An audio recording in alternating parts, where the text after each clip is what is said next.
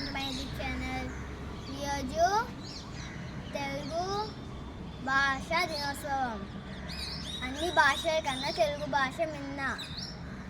అందరికీ తెలుగు భాష దినోత్సవం శుభాకాంక్షలు. మీ అందరి కోసం ఇప్పుడు నేను తెలుగు ప్రతిజ్ఞ చెప్తున్నాను. భారతదేశం నా మాతృభూమి, భారతీయ అందరూ నా సహోదరులు. నేను నా దేశాన్ని ప్రేమిస్తున్నాను. సుసంపదమైన భౌతికమైన నా దేశ భాష సొంత సంపద నాకు గర్వకారణము. దీనికి అర్హత పొందడానికి సర్వదా కృషి చేస్తున్నాను.